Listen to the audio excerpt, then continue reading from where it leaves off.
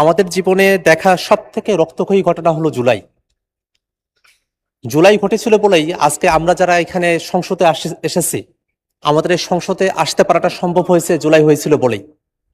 সেই জুলাই আমাদের ভাইদের সাহস এবং আত্মত্যাগ এবং আওয়ামীদের নৃশংসতার ঘটনায় ভরপুর। আমাদের ভাই আবু সাইদ 2 হাত প্রসারিত করে ওয়াসিম মিছিলে এসে আর মুক্ত মিছিলকারীদেরকে পানি পান করাতে করাতে এই অভ্যুত্থানে তারা জীবন দেন। এই অভ্যুত্থানে এত নৃশংসতার ঘটনা আওয়ামী লীগ ঘটিয়েছে। আমরা দেখেছি যে সাভারে মানুষদেরকে হত্যা করার পরে তাদেরকে ভ্যানে রাখা হয়েছে, পুড়িয়ে দেওয়া হয়েছে। কত মানুষ তারা ঘরের ভিতরে ছিলেন, শিশুরা, তাদেরকে রাস্তা থেকে আকাশপথ থেকে গুলি করে তাদেরকে হত্যা করা হয়েছে। কত মানুষকে জেলখানায় বন্দী করা হয়েছে।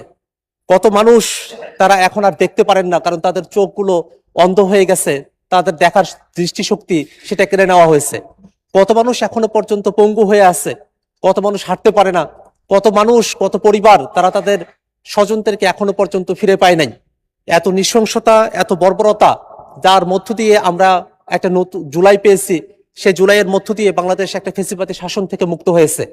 আমরা যখন এই জুলাইয়ের হত্যাকাণ্ডগুলোর কথা বলি, গণহত্যা, মানবতা বিরোধী অপরাধের কথা বলি, সেই সময়টাতে আওয়ামী লীগ জুলাইয়ের যে ঘটনাবলী আছে সেগুলোকে অস্বীকার করবার তারা চেষ্টা করে।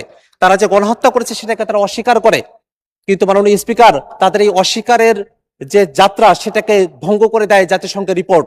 জাতিসংঘের রিপোর্টের মধ্যে স্পষ্টতই উল্লেখ করা হয়েছে আওয়ামী লীগ 2024 সালে জুলাইতে বাংলাদেশে মানবতা বিরোধী অপরাধ সংগঠিত করেছে এই আওয়ামী লীগ। অতএব মাননীয় স্পিকার, আওয়ামী লীগ যতই নিজদেরকে প্রবোধ দেওয়ার চেষ্টা করুক না কেন, জাতির সামনে অস্বীকার করার চেষ্টা করুক না কেন, জাতিসংঘের এই রিপোর্টকে তারা মিথ্যা প্রমাণিত করতে পারবে না। আমাদের যেসব শহীদ পরিবারগুলো এখনো জীবিত আছে, আমাদের যেসব পঙ্গু ভাইয়েরা এখনো জীবিত আছে, তাদের রক্তের ওপর দিয়ে তারা জুলাইকে অস্বীকার করবার সাহস করতে পারবে না মাননীয় স্পিকার।